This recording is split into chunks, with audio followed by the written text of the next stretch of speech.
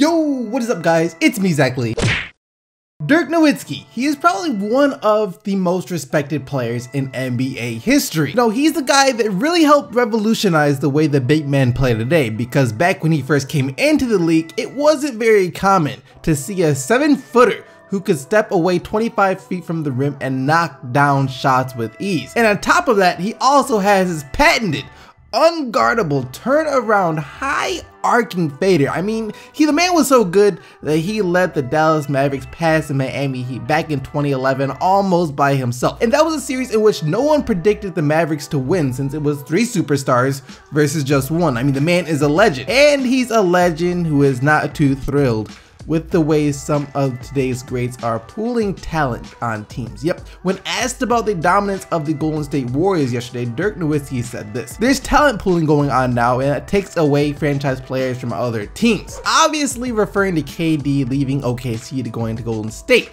And basically meaning that all the best players in the league are forming together to create these super teams.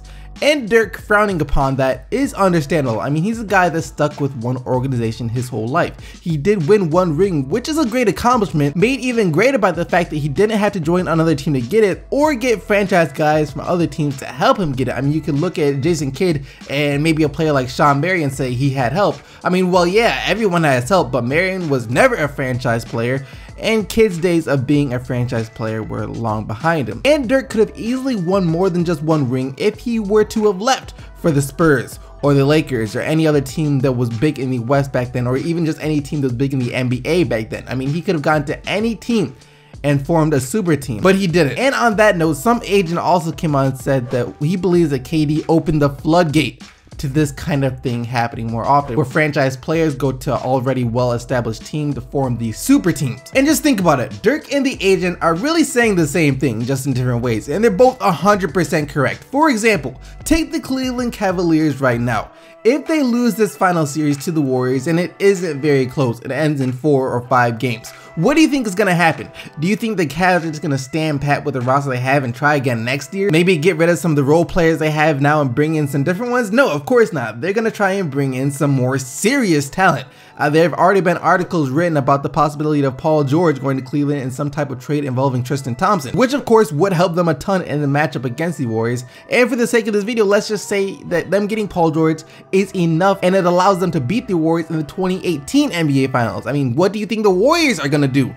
They're gonna go try and add more talent somehow, or maybe they can't add more talent and the team splits up. And if you don't like the Warriors, you might think that's a good thing because the team you don't like is split up, but in the bigger picture, it won't matter, because now you have this juggernaut of a team in the Cavs dominating the NBA unless what happens?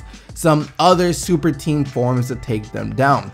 And the cycle will repeat itself until eventually it's at the point where the NBA Finals is basically the Eastern Conference All-Stars versus the Western Conference All-Stars, which would actually be extremely fun to watch. I mean, imagine the All-Star game, except players are actually trying.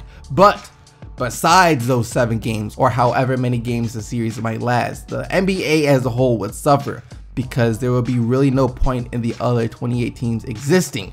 It will become a 2-team league, all because players are constantly leaving their situation for a better one, because it's seen as acceptable now, because KD did it, then the other guy did it, then the other guy did it, then the other guy did it. And also, don't get this twisted and think I'm saying that players are going to other teams during free agency is terrible and the worst thing ever, because it's not. KD leaving the Thunder wasn't the worst thing ever. He had all the right in the world to walk away from OKC if that's what he wanted to do. It's just stars or superstars joining up with already championship level teams that is the bad thing here. Moves like, you know, CP3 to the Spurs, Hayward to Boston, anything like that where a guy feels he could be the missing piece in order to elevate a team to that championship level is fine, because very few championship teams were built through the draft alone. I mean, the only one I can think of off the top of my head in recent times would be the Spurs. But what Dirk and the agent, and really just a bunch of NBA fans fear, is that since KD did it, other players will feel like they can do it too, until all we do have is just 1 or 2 super teams in the NBA going back and forth until somehow the cycle is broken.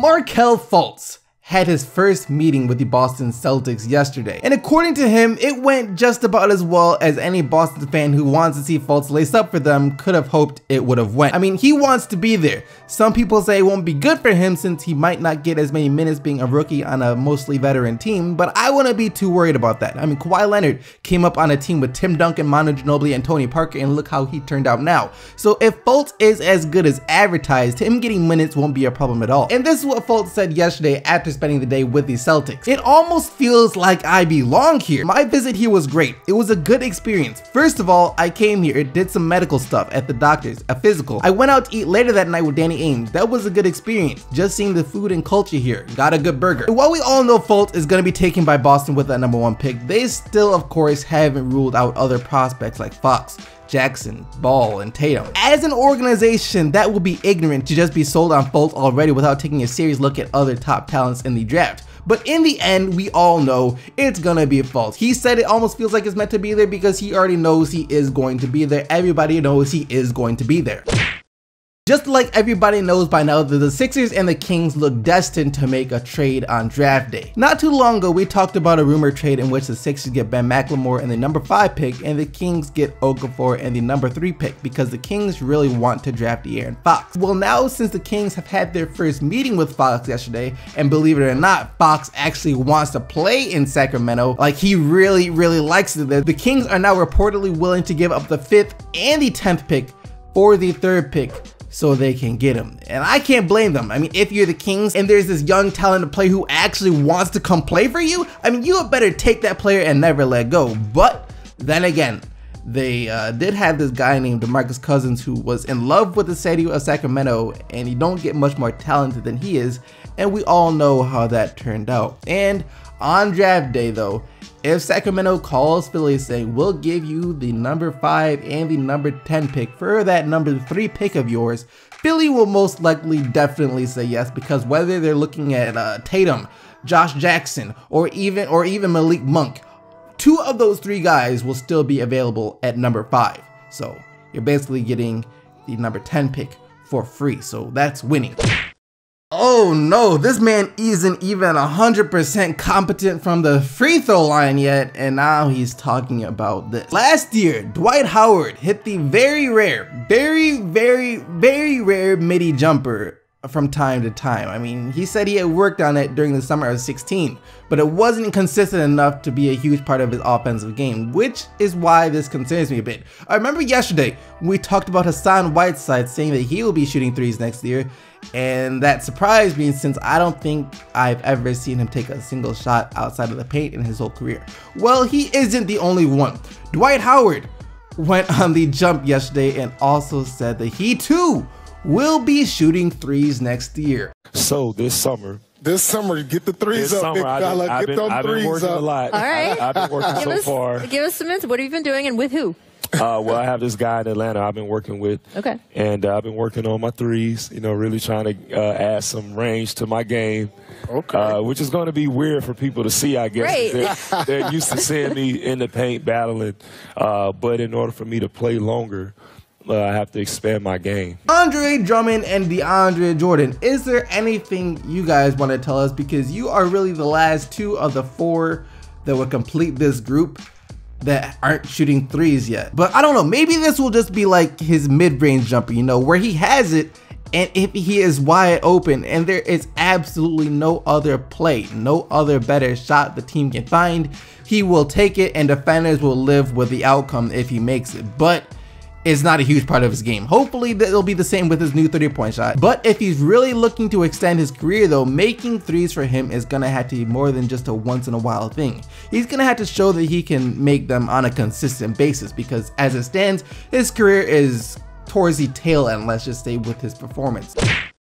And that will lead us perfectly to the question of the day. Do you think more players will do what KD did? Do you think that star players or franchise players will continue to sign with teams that are already contenders? Let me know what you think down in the comment section below, but now let's take a look at what you guys said in yesterday's video. And yesterday, after Hassan Whiteside said he's going to start to shoot threes next year, I asked you guys if you think it's mandatory for bigs to be able to shoot in today's NBA, and here is what you said. Big men shouldn't make shooting a priority. Stretching the floor is good, but we saw what Robin Lopez did to Horford.